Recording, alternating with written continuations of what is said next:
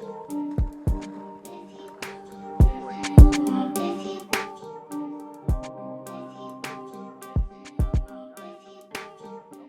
welcome to the channel, everybody. Thanks for tuning in. Today's video is going to be a little bit different from some of the other videos I've done so far. Like I said, still just kind of starting out doing this for fun, seeing where it goes. But anyways, I'm going to try and do a little bit something different. It's going to be a little bit more of an educational video, or at least I hope it's educational for some people out there. This is my second time fishing Lake of the Ozarks in the spring. And we were down there for the Big Bass Bash in April, mid-April, and I feel like this is what I at least learned, is what I'm going to share you in this video here. We at least kind of stumbled on, I think, somewhat of a pattern where the fish tended to be just outside of where the spawning pockets were, or pockets within the creek. So anyway, sit back, watch the video, let me know what you think, whether you thought we were onto something, or if you fished a tournament, you let me know if maybe you found the same thing or something different. But anyway, sit back, I hope you enjoy the footage. Thanks. All right, so here's a screenshot off of navionics.com.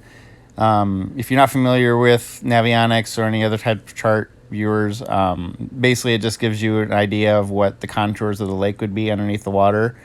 And so if you're not familiar with reading them, if you can kind of see where the lines get really, really close together, that's going to signify that the depth change is going to be a lot more quicker. It's more steep, so it's going to be more of your steeper banks. And then where the contour of the lines are more spaced out, it's going to be where the bottom is going to be more flat.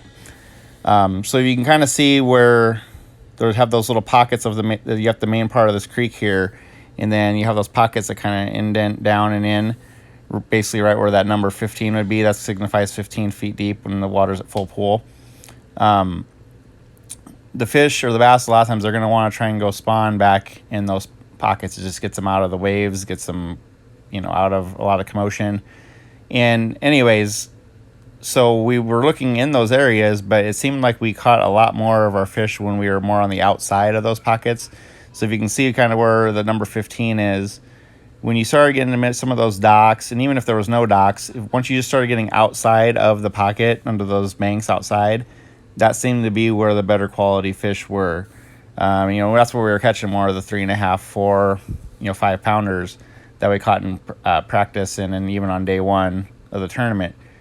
The water was about 58.5 to maybe 59 degrees, at least on practice day on Friday before, and then it may kind of get colder throughout the tournament.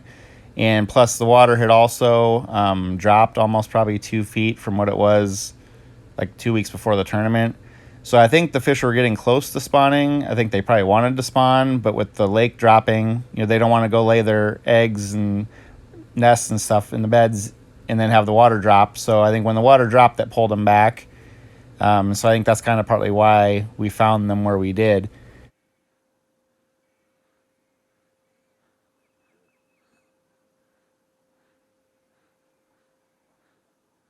Begin.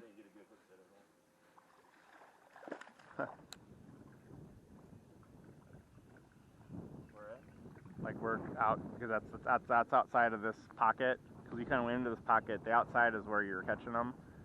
See if that continues the pattern. Yeah, go through these two docks to the outside of this point, this rounded, where it flattens out, but go to where it, and then we'll go.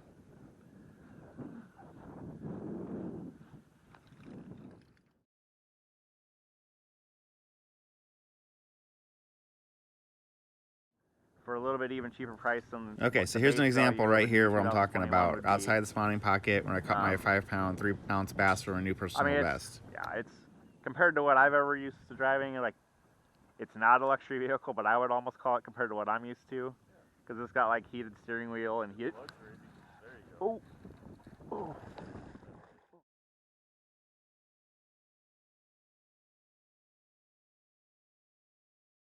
Oh, oh, lady.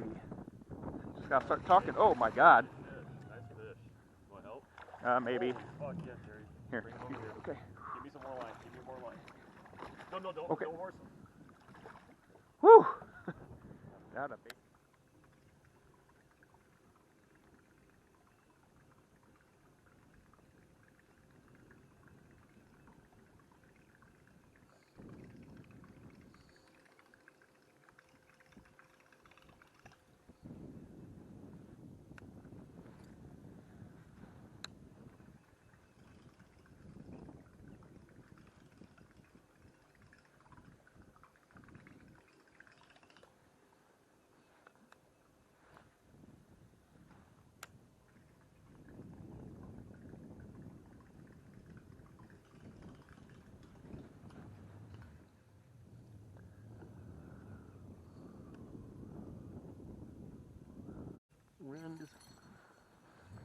Not heavy, the wind's picking up. I'm gonna try spinnerbait.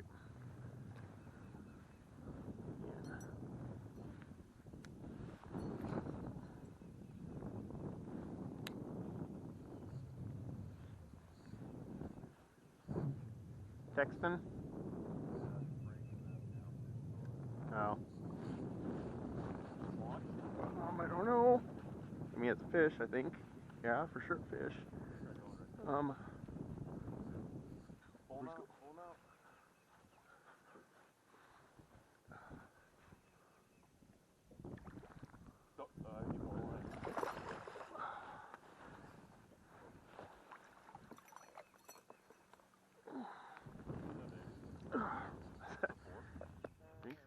All right, so there you have it. You know, I mean, we got into some pretty good, decent fish. That's just some of the fish that we caught. We caught some other smaller fish in other places, but that's where we tended to catch more of our better quality fish.